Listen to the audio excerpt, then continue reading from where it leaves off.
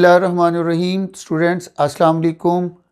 हमारी ये वीडियो होगी unit number 3 set and function पर, और उसकी कुछ इब्तिदा में स्टार्ट में कुछ मेन डेफिनेशंस हैं सेट्स की, कुछ मेन कॉन्सेप्ट्स हैं, उनको समझना बहुत ज़रूरी है।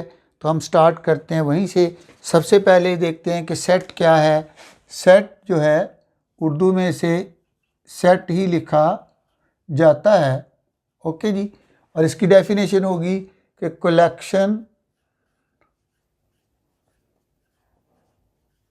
ऑफ वेल डिफाइंड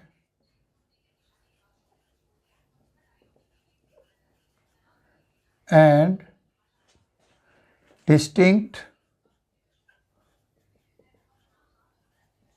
अब ये नंबर भी हो सकते हैं, ये ऑब्जेक्ट भी हो सकते हैं। यानी कलेक्शन मजमुआ है, ये सेट एक मजमुआ होता है किसका? Well defined and distinct object का, ओके जी। तो अब वेल डिफाइंड एंड डिस्टिंक्ट ये दो वर्ड जो हैं यहाँ पर हमने डेफिनेशन में यूज़ करने होते हैं। और इन दोनों वर्ड्स का मतलब क्या है? वेल डिफाइंड का मतलब होता है कि बिल्कुल वाज़े, ठीक है जी। और डिस्टिंक्ट ये होता है कि उसके जैसा और कोई ना हो। तो अब वाज़े का मतलब उर्दू में तो बहुत सिंपल सा लग रहा है, लेकिन मैथमेटिकली इसका मतलब क्या बनता है यहाँ पे कि वो जितने भी एलिमेंट्स हों सेट के अंदर, ठीक है, उसमें कोई एडजेक्टिव इस्तेमाल ना हुआ हो, इसमें सिर्फ इस्तेमाल ना हुआ हो। क्योंकि अगर यहाँ पे हम कहते हैं गुड बॉय, तो आपकी नज़र में हो सकता है वो बॉय गुड हो, किसी और को वो अच्छा ना लगता हो, तो इसलिए हम इसको वेल डिफाइंड नहीं कह सकते। इसी तरीके से हम कहते हैं टेस्टी फूड। अब हो सकता है कि आपके लिए वो फूड बड़ी टेस्टी हो, लेकिन किसी और को वो अच्छी ना लगती हो। तो इसलिए हम कहते हैं कि अगर किसी जगह पर किसी भी सेट के अंदर कुछ ऐसे एलिमेंट, ऐसे रुकन लिखे हुए हैं जिनके साथ कोई इसमें सिफ्त लिखी हुई है, तो फिर हम उसकी सेट में इजाज़त नहीं होती, क्योंकि मे बी आपके लिए वो एक अच्छी चीज़ हो, किसी और के लिए ना हो। एंड डिस्टिंक्ट का मतलब ये होता है कि कोई भी नंबर दो बार सेट के अंदर ना आए। जैसे मैं अगर मैं 2, 4, 6, 8 लिखता हूँ, तो ये 6 जो है वो दो मरतबा लिख दिया है। तो डिस्टिंक्ट वो होता है कि सेट के अंदर उसके जैसा दूसरा नंबर ना हो। तो 6 के जैसा 6 दूसरा नंबर आ गया है, तो सेट अलाउ नहीं करता इस तरीके से एलिमेंट्स को अपने अंदर शामिल करने में। तो इस तरीके से हम कहेंगे कि अगर कोई भी नंबर रिपीट हो रहा है एक ही सेट के अंदर,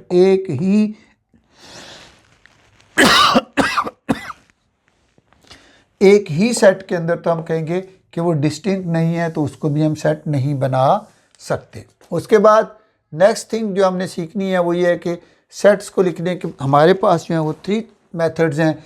एक है डिस्क्रिप्टिव मेथड, जिसको हम लोग उर्दू में बयानिया तरीका कहते हैं, टेबुलर यानी अंदराजी, सेट बिल्डर यानी तरकीब सेट वाला, ओके जी। तो डिस्क्रिप्टिव बयानिया, बयानिया में हम लोग किस तरह से एक सेंटेंस की फॉर्म में हम एक सेट का तारुफ करवाते हैं या बताते हैं कि उसमें क्या है। Set of, okay, even numbers between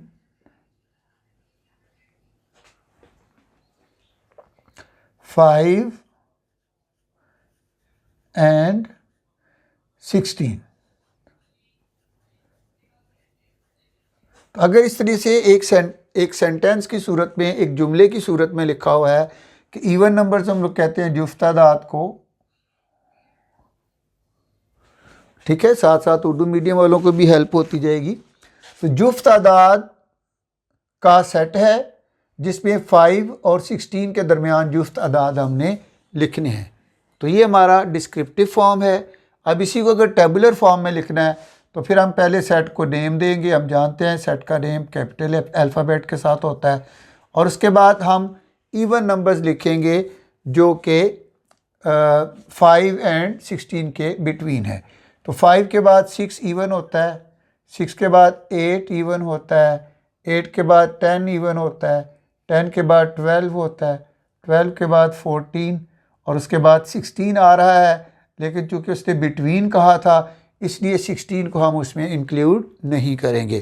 तो हम यहाँ से भी देख रहे हैं कि इवन नंबर्स वो होते हैं जो 2 पे डिवाइड हो जाते हैं, जो 2 का टेबल होता है, 2 के मल्टीप्लिकेटिव्स होते हैं, ठीक है जी। तो इस तरीके से 6, 8, 10, 12 एंड 14, तो इस तरह से सेट बनाकर उसके अंदर लिख देना, इसको हम लोग टेबुलर फॉर्म कहते हैं। तीसरा है जी सेट बिल्डर। सेट बिल्डर के लिए हम एक साइंस होते हैं जिनको हम पहले अंडरस्टैंड करेंगे कि वो साइन कौन से हैं ताकि उसको हम समझ सकें।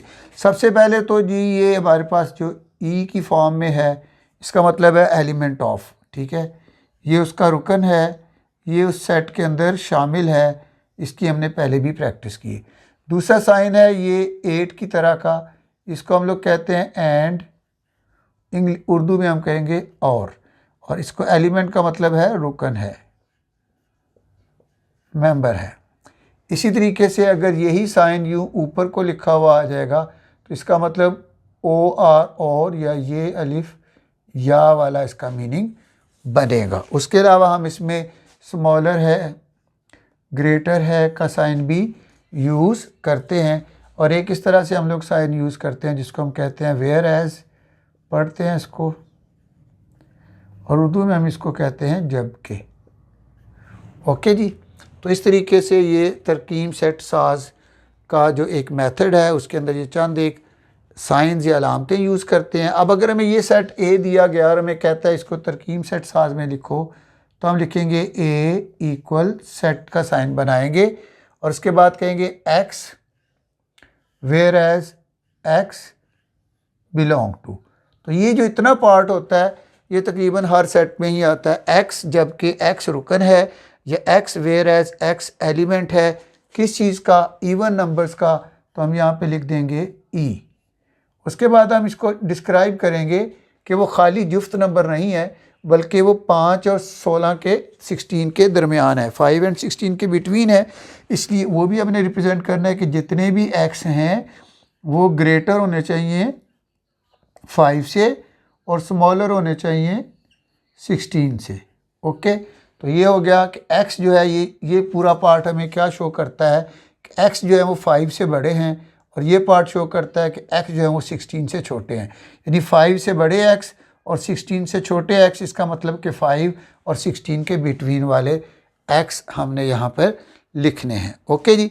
और अगर हम यहाँ पर सपोज़ कि इस सेट के अकॉर्डिंग अगर लिखना चाहें, ठीक है, तो फिर हम इसको एक और तरीके से भी लिख सकते हैं, x where as x belong to E and. अब x की मज़ीद एक्सप्लेनेशन क्या है कि x 6 से बड़ा है और 14 से छोटा है। ओके जी। लेकिन इस फॉर्म में चूँकि 6 भी सेट का हिस्सा है, 14 भी सेट का हिस्सा है, तो फिर यहाँ पे हम इक्वल का साइन भी साथ लगा देंगे। तो इस तरीके से तरकीब सेट साज में या सेट बिल्डर में सेट्स को इस तरीके से लिखा जाता है। और आई होप कि आपको इसकी समझ आ गई होगी। मज़ीद डिटेल जो है वो इंशाल्लाह एक्सरसाइज में जाके इसकी करेंगे।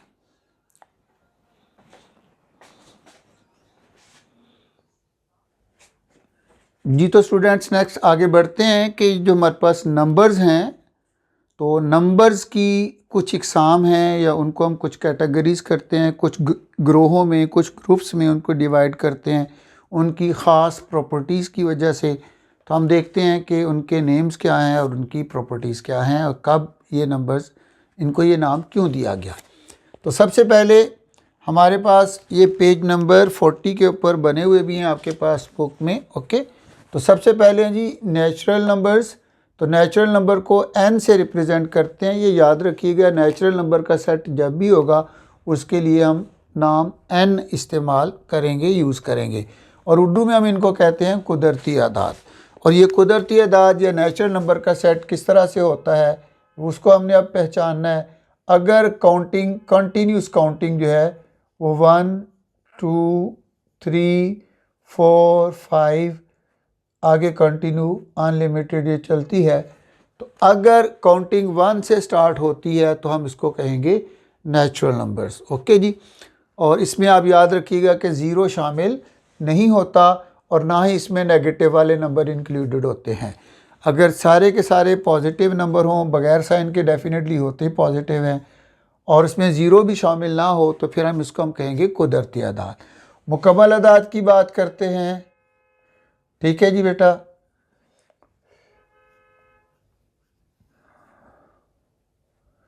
तो मुकम्मल अदाद किसको कहते हैं?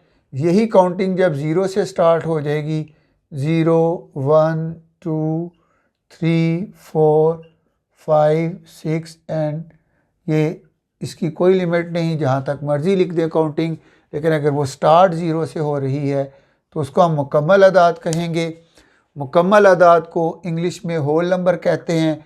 तो उनका जो पहला ही लेटर है वही उसका सिंबल या उस सेट का नेम बनता है। जैसे नेचुरल का नाम एन से शुरू होता है तो एन उसका सेट का नाम होगा। ये होल डब्ल्यू से शुरू होता है तो इसका डब्ल्यू नाम होगा। उसके बाद हम चलते हैं थर्ड नंबर पे, हमारे पास आ जाते हैं इंटीजर्स। ओके जी, तो इंटीजर्स को अगर मैं लिखूं तो सेंटर में 0 होगा, इधर +1 +2 एंड इस तरह कंटिन्यू ये काउंटिंग चलती जाएगी। और इस तरफ को लिखेंगे तो -1 -2 और ये काउंटिंग आगे चलती जाएगी। तो जब प्लस और माइनस के साइन के साथ लिखे हुए नंबर आ जाते हैं उनको इंटीजर्स कहते हैं। तो मालूम हुआ कि नेचुरल नंबर के अंदर भी नेगेटिव नंबर भी शामिल नहीं होते, ज़ीरो भी शामिल नहीं होता। होल नंबर में भी नेगेटिव नंबर भी शामिल नहीं होता और लेकिन उसमें साथ ज़ीरो शामिल होता है। इंटीजर्स में ज़ीरो भी है, पॉजिटिव नंबर्स भी हैं और नेगेटिव भी हैं। और इसको हम अपनी सहूलत के लिए सम टाइम यूँ भी लिख लेते हैं, 0 +-1 +-2 +-3 ओके +-3 और इस तरह से ये काउंटिंग आगे चलती जाती है। तो जब नंबर्स के साथ प्लस या माइनस का साइन आ जाएगा तो फिर हम इसको इंटीजर्स कहेंगे। अगर खाली प्लस वाले नंबर होंगे तो उनको पॉजिटिव इंटीजर्स कहेंगे। अगर खाली माइनस वाले नंबर होंगे उनको नेगेटिव इंटीजर्स कहेंगे। इंटीजर्स का जो लेटर है वो तो है आई, लेकिन हम आई को यूज़ नहीं करते इसके सिंबल के लिए, इसके लिए हम यूज़ करते हैं जी को। तो याद रखना है जी जो है वो इंटीजर्स का या सही अदाद के सेट का नाम है। उसके बाद आ जाते हैं ताक अदाद या जिसको हम ऑड नंबर्स कहते हैं। तो जी हाँ, ऑड का नंबर ओ से शुरू होता है तो इस सेट का नाम भी हमेशा ओ होगा। और ये सेट में शामिल क्या क्या होगा उसकी तरफ हम आगे बढ़ते हैं। इसमें वो नंबर शामिल होंगे हमारे पास जो 2 पर डिवाइड नहीं होते। तो याद रखिएगा यहाँ से वो नंबर स्टार्ट हो जाते हैं कि जो प्लस भी होंगे और माइनस भी होंगे। ओके जी, तो हम यहाँ पे चलते हैं। तो इसका हम लोग नंबर लिखेंगे वो नंबर्स जो 2 पर डिवाइड नहीं होते। ओके जी, तो उसमें हमारे पास क्या है, +-1 +-3 +-5 उसके बाद +-7 +-9 ओके जी। और आगे इस तरीके से ये नंबर हमारे पास चलते जाएंगे। ऑड नंबर्स हो गए जो 2 पे डिवाइड नहीं होते। इवन नंबर्स वो होते हैं जो 2 पे डिवाइड हो जाते हैं। तो +-2 +-4 +-6 +-8 तो ये वो नंबर्स होंगे जो कि 2 पर डिवाइड हो जाते हैं। ओके जी, इसको थोड़ा सा अगर मैं आगे चलाना चाहूँ ताकि आगे हमारे ये काम की एक बात आनी है, +-10 +-12 ओके एंड सो ऑन। आते हैं जी नेक्स्ट हमारे पास प्राइम नंबर। प्राइम पी से स्टार्ट होता है, जैसे इवन ई से स्टार्ट होता है तो उसका नाम ई से ही है। प्राइम पी से स्टार्ट होता है तो उसका नाम पी से है। उर्दू में इसको हम मुफरद आदाद कहेंगे। तो मुफरद आदाद वो होते हैं बेसिकली जो अपने अलावा किसी और नंबर के टेबल में नहीं आते या डिवाइड नहीं होते। ओके जी, तो देखते हैं इसमें हमारे पास कौन सा नंबर, जैसे 2 है तो 2 सिर्फ 2 के टेबल में आता है। उसके बाद 3 है, उसके बाद 4 है। जी 4 है नहीं तो, क्योंकि 4 तो 2 के टेबल में आता है इसलिए ये 4 इसमें इंक्लूडेड नहीं होगा। 3 के बाद आ जाएगा 5, 5 के बाद आ जाएगा 7, 7 के बाद आ जाएगा 9, क्वेश्चन मार्क आपके लिए। आप मुझे बताएं कि 9 किसी टेबल में आता है कि नहीं आता। जी हाँ, 9 3 के टेबल में आता है, 9 इसमें इंक्लूडेड नहीं होगा, 10 नहीं होगा, फिर आ जाएगा 11, फिर आ जाएगा 13 एंड सो ऑन। तो ये मैंने थोड़ा सा आपको इसलिए बता दिया कि अगर कहीं पर +-9 ओके और उसके बाद +-9 यानी ये नज़र आता है आपको 9 कहीं पर, तो फिर वो ऑड नंबर्स का सेट होगा। लेकिन अगर यहाँ पे हमें 9 नज़र नहीं आता और आगे 15 भी नज़र नहीं आता, तो फिर ये हमारे पास प्राइम नंबर्स का सेट होगा। दूसरा, ऑड नंबर जो है वो 1 से स्टार्ट होंगे। ठीक है जी, ऑड नंबर्स हमारे पास 1 से स्टार्ट होंगे, लेकिन जो प्राइम नंबर्स हैं वो 2 से स्टार्ट होंगे। तो ये वो नंबर्स हैं जो किसी के टेबल में नहीं आते। उसके बाद आते हैं जी रैशनल नंबर्स। रैशनल नंबर्स हम लोग कहते हैं नातिक अदाद को। ओके जी, तो हमने इसमें सिंपली तो पढ़ा हुआ है कि ये वो सेट होते हैं, ये वो नंबर्स होते हैं जिनको हम P/Q की फॉर्म में लिख सकते हैं, यानी जिसको हम फ्रैक्शन की फॉर्म में लिख सकते हैं। ये हमने पिछले चैप्टर में भी इसको पढ़ा, लेकिन अब इसको सेट बनाने के लिए हमें तरकीब सेट की हेल्प लेनी पड़ेगी या सेट बिल्डर की। तो x where as x belong to P/Q। Okay जी, यानी हमने ये कहना है कि ये बिलोंग टू P/Q या यहाँ पे इक्वल है P/Q के, यानी हर वो x जो P/Q के इक्वल हो, जिसको हम फ्रैक्शंस की फॉर्म में लिख सकें, तो उसको हम कहेंगे कि ये रैशनल नंबर की डेफिनेशन है। उसके बाद साथ में यहाँ पर हमने लिख देना है वेयर, ओके, उसने ये भी कह देना है आगे कि P एंड Q, तो P एंड Q लिख दें या P, Q लिख दें, और ये कह देना है हमने कि ये बिलोंग करता है Z से। ओके जी, Z किसको हम लोग कहते हैं, हमने पढ़ा इंटीजर्स, ये +-1 2 भी हो सकता है, +1 2 3 भी हो सकता है, -1 2 3 भी हो सकता है। लेकिन इंटीजर्स में से एक शर्त और है, ये याद रखनी है कि जो Q है, जो डिनोमिनेटर है नीचे वाला, ये इक्वल नहीं होना चाहिए 0 के। तो ये हमारी पूरी की पूरी नातिक आदाद की या रैशनल नंबर की डेफिनेशन भी हो गई कि x where as x belong to P/Q, और यहाँ पे हम वेयर का वर्ड इंग्लिश में भी लिख सकते हैं। P एंड Q का ताल्लुक जो है वो सही अदाद के साथ है, और उसमें ये बात याद रखनी है लेकिन कि Q जो है वो 0 के इक्वल ना हो। उसके बाद हम लोग आ जाते हैं इर्रेशनल नंबर में।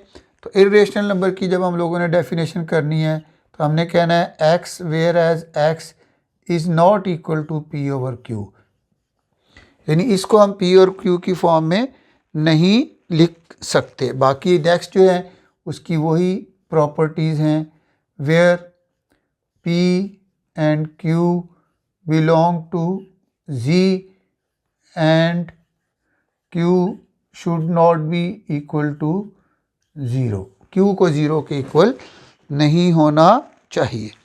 उसके बाद आ जाते हैं जी रियल नंबर या हकीकी अदाद की तरफ। तो हमने इसमें सिर्फ यही लिखना है कि हकीकी अदाद में Q भी शामिल हैं और Q बार भी शामिल है, यानी इसमें रैशनल नंबर भी शामिल हैं और इर्रेशनल नंबर भी शामिल हैं।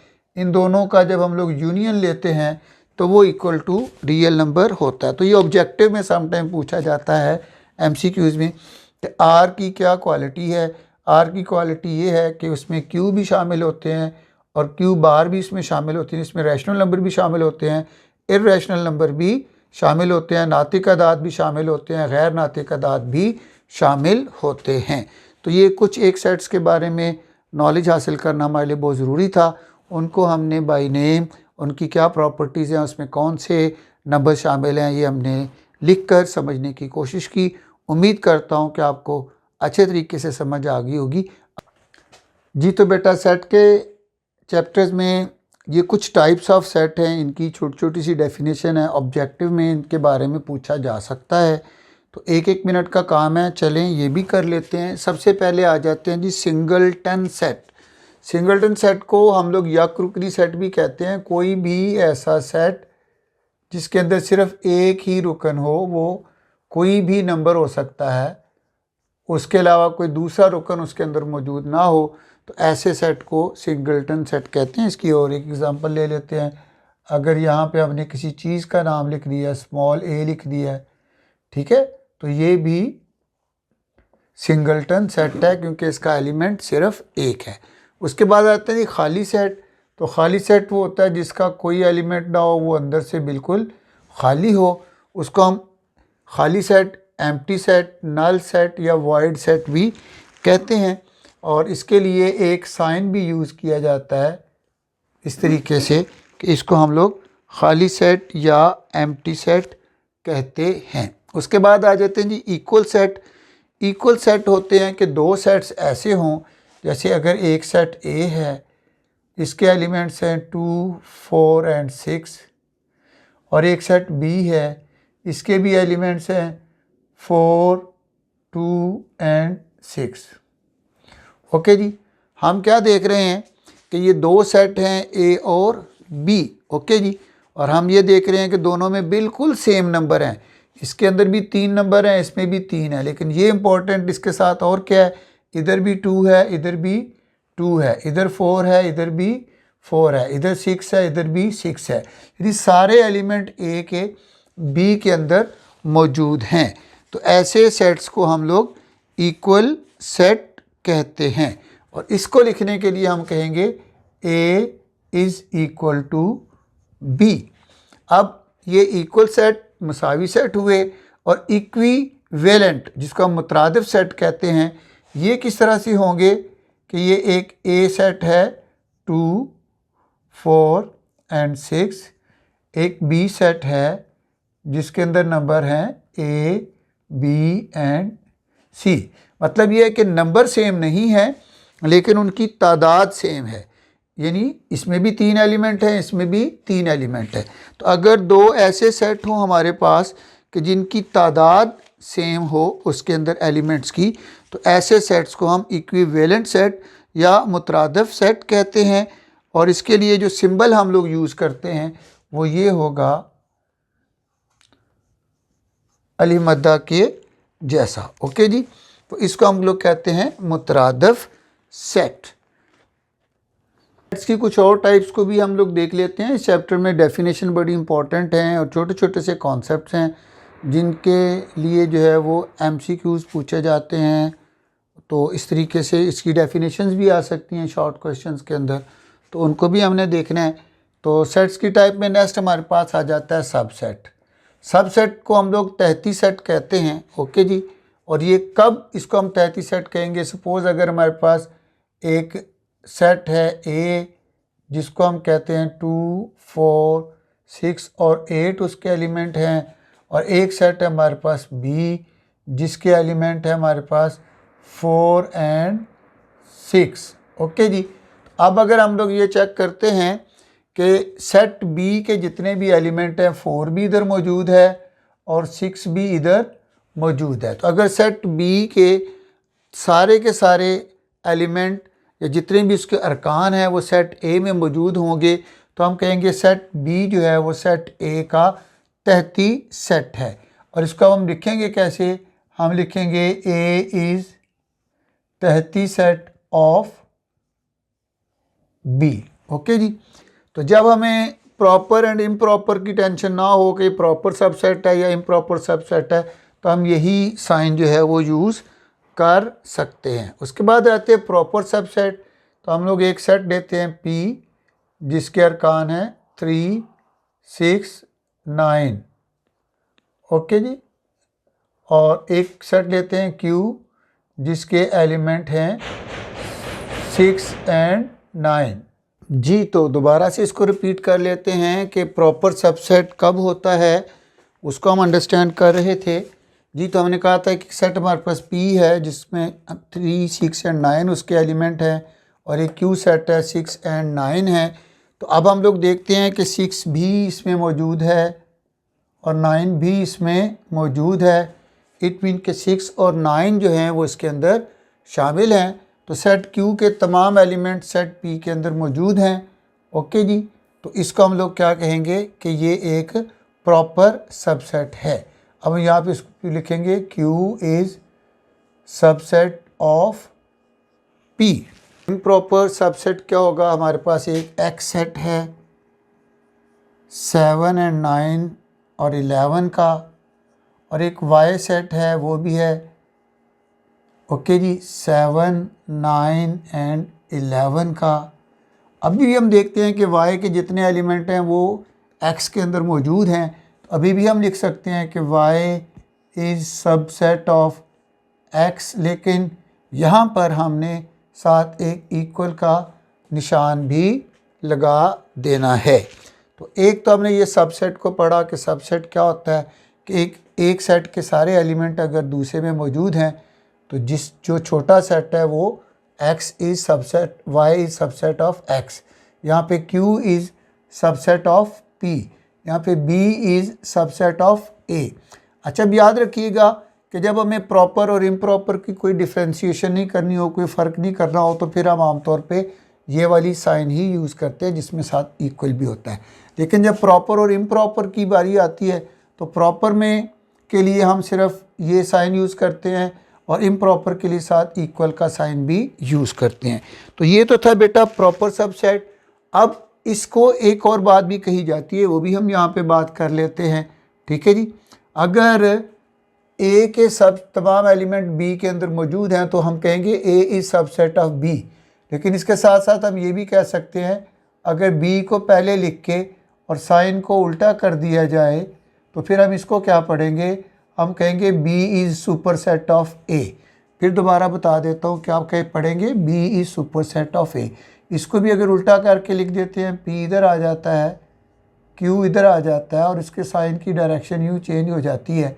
तो इस वक्त हम इसको क्या पढ़ेंगे, P is superset of Q। Okay जी, तो नेक्स्ट अब चलते हैं, मैंने थोड़ा सुपरसेट का तारुफ भी आपको करवा दिया। नेक्स्ट यहाँ पर एक और बात समझना बहुत ज़रूरी है कि प्रॉपर सबसेट और इम्प्रॉपर सबसेट में क्या फ़र्क है। तो सबसेट क्या होता है ये हमने भी देखा कि अगर Q के दोनों नंबर जो हैं वो 6 और 9 वो P में मौजूद हैं तो इट मीन जो Q है वो P का सबसेट है और ये प्रॉपर सबसेट है। जबकि दूसरी तरफ 7, 9 और 11 को हम देखते हैं तो यहाँ पर भी Y के तमाम नंबर 7, 9 और 11 तीनों की तीनों यहाँ पे मौजूद है, तो हम कह सकते हैं Y जो है वो X का सबसेट है।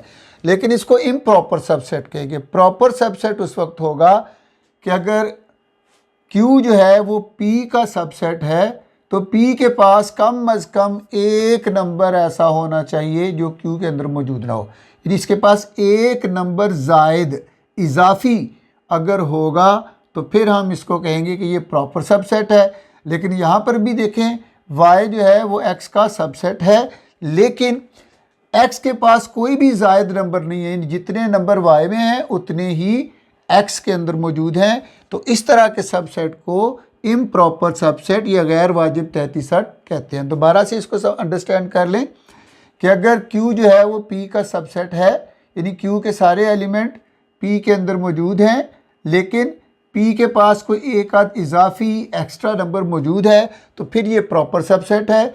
और अगर Y X का सबसेट है, यानी Y के तमाम एलिमेंट X के पास मौजूद हैं लेकिन X के पास कोई भी एक्स्ट्रा नंबर मौजूद नहीं है, तो इसको हम लोग गैर वाजिब तहती सेट कहते हैं। नेक्स्ट है जी, कुव्वत सेट क्या होता है। कुव्वत सेट या पावर सेट होता है a set of all the subset of a set. जी, एक किसी भी सेट के सारे सबसेट बना दे तो जो सेट बन जाएगा वो पावर सेट है। चलें जी, हम लोग यहाँ पे देखते हैं A में हमारे पास है 2, 4 एंड 6। ओके जी, अब हमने इसका पावर सेट बनाना है। ओके जी, तो power set of A। Okay जी, और बनाने का तरीकाकार क्या है, एक सेट बनाएंगे, उसके बाद सबसे पहले एक एम्प्टी सेट, खाली सेट उसके अंदर शामिल करेंगे। ये याद रखिएगा, खाली सेट जो है वो हर सेट का सबसेट है। ऑब्जेक्टिव है ये एक important, empty set is subset of all the sets. Okay जी, तो उसके बाद एम्प्टी सेट के बाद हमने यहाँ से एक एक नंबर पकड़ना है, जैसे यहाँ से 2 लिया, उसके बाद हमने यहाँ से 4 ले लिया, उसका एक सेट बना दिया। उसके बाद हमने यहाँ से 6 ले लिया, उसका एक सेट बना दिया। उसके बाद हम पेयरिंग करते हैं, 2 और 4 का एक सेट बना दिया। नेक्स्ट 2 और 6 का एक सेट बना दिया। उसके बाद 4 और 6 का एक सेट बना दिया, और एंड पे तीनों का भी एक सेट बना दिया, 2, 4, 6। जी हाँ, तो 2, 4, 6 भी इसका सबसेट है, बिकॉज इसके सारे ही एलिमेंट इसके अंदर मौजूद हैं। तो इसको हम क्या कहेंगे, ये जो हमारे पास सेट बन गया, जिसमें हमने सेट ए के जितने भी पॉसिबल सबसेट बन सकते थे वो सब के सब हमने यहाँ पे बना दिए, तो इसको हम कहते हैं पावर सेट। ओके जी, हमने ए का पावर सेट बनाएंगे तो उसके अंदर कितने सेट होंगे जी। क्या क्वेश्चन पूछा जाता है कि किसी भी ये सेट है, इसके 3 एलिमेंट्स हैं, तो अगर इसका हम पावर सेट बनाएंगे तो उसमें कितने सेट होंगे। तो इसमें सेट है, देखिए 1, 2, 3, 4, 5, 6, 7 एंड 8।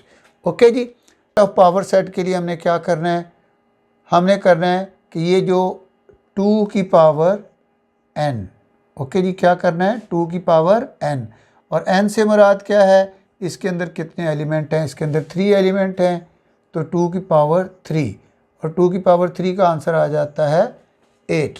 और हम जानते हैं कि 1, 2, 3, 4, 5, 6, 7 और 8 ही इसके एलिमेंट थे। इसी तरीके से अगर कोई ऐसा सेट है जिसके 5 या 7 एलिमेंट हैं, तो फिर हम अगर 5 एलिमेंट हैं, ठीक है, तो फिर हम उसको 2 की पावर 5 कर देंगे।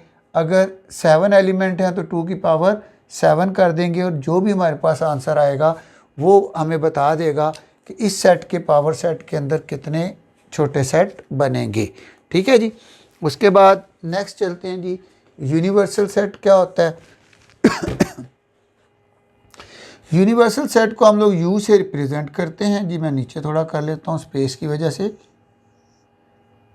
और इसके अंदर एक क्वेश्चन के अंदर जितने भी सेट हों, क्या कहा मैंने, एक क्वेश्चन के अंदर जितने भी सेट हों वो सारे के सारे सेट्स के जो एलिमेंट्स होते हैं वो आमतौर पर यू में पाए जाते हैं। ओके, तो हम कह सकते हैं कि यू जो है वो उस क्वेश्चन में मौजूद तमाम सेट्स का सुपर सेट होता है। और इस तरीके से हम इसको कंटिन्यू कर लेते हैं। यू का मतलब होता है यूनिवर्सल सेट, और यूनिवर्सल सेट का इस्तेमाल हमने कब करना है, जब हमने कॉम्प्लीमेंट लेना है किसी का भी। जी, मैं अभी आपको कॉम्प्लीमेंट हमने वैसे तो आगे जाके पढ़ना है, लेकिन यहाँ पे यूनिवर्सल सेट का नाम आया है तो हम कॉम्प्लीमेंट की बात करते हैं। सपोज़ अगर हमने ये सेट ए का कॉम्प्लीमेंट लेना है तो हम क्या करेंगे, हमने लेना है अगर कॉम्प्लीमेंट ऑफ सेट ए का ऊपर हम छोटा सा सी डालेंगे। इसका मतलब ये होगा कि हमने इसको यू में से सेट ए को माइनस करना है। इसको आगे चल के इंशाल्लाह प्रैक्टिस करते हैं। अभी के लिए इतना ही काफ़ी।